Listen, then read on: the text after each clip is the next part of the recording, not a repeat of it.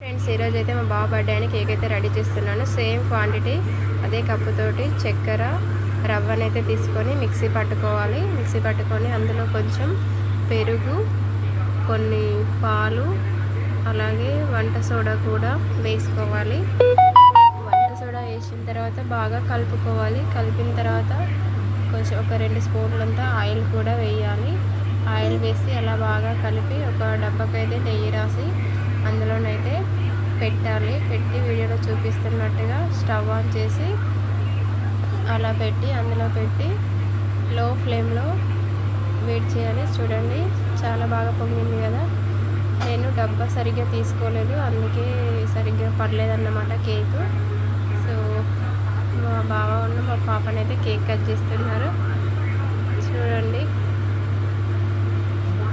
చాలా బాగుంది.